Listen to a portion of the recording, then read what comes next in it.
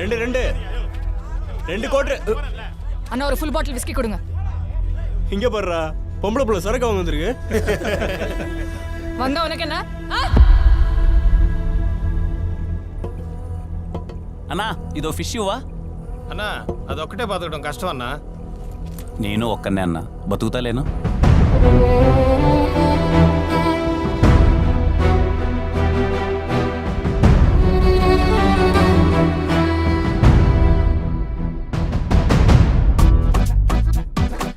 హైదరాబాద్ లో అంత పెద్ద ఇండస్ట్రీ ఉంచుకుని ఇక్కడికి ఎందుకు వచ్చావు? నా కథలన్నీ గుండెలు పిండేసే కథలు సార్. అవి తెలుగులో తట్టుకోలు. ఏం చదువుకున్నావు బాబు? జీవితాన్ని అంటే చదువు అబ్బలేదు అని చెప్తున్నాడు ఆంటీ. ఈవిడేంటన్నా తెల్లారే మొదలు పెట్టేసింది.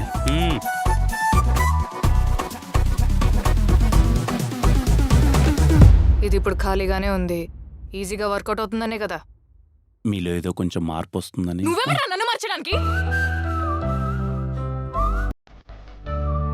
అసలు నా గురించి నీ ఒపీనియన్ ఏంటి? స్టీవెన్ గారి దృష్టిలో మీరు ఎప్పుడు ఇది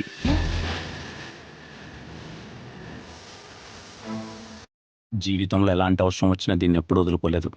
ఇది మీకు ఇస్తున్నానంటే ఆలోచించండి, మీరు నాకు ఎంత ఇంపార్టెంటో. ఆ క్షణం అనిపించిందండి, మనమే చిరంజీవి కదా అని.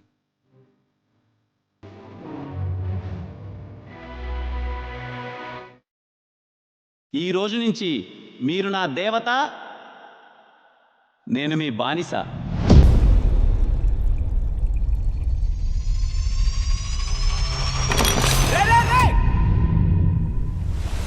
నా మనసులో స్టీవెన్ తప్ప ఇంకెవ్వరూ లేరు. నాకెందుకు అబద్ధం చెప్పారు? మీ బ్రాడ్ మైండ్ సెట్ ముద్దు దగ్గర ఆగిందా, లేక ఇంకేమైనా చేశారా? నా కళ్ళలోకి చూసి చెప్పండి. నేను వాడితో పెళ్ళి మాత్రమే కాదు, నా లైఫ్ మొత్తాన్ని ఊహించేసుకున్నాను. ప్రతి ప్రేమ కథ ఒకేలా ఉంటే చరిత్రకు కూడా నచ్చదండి.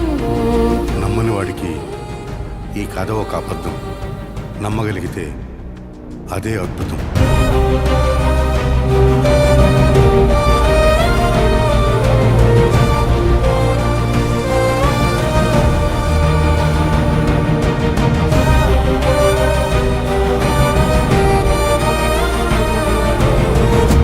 స్టీవెన్, అది ఊహించుకుంటుంటది, తల పట్టేసినట్టుంది. స్టీవెన్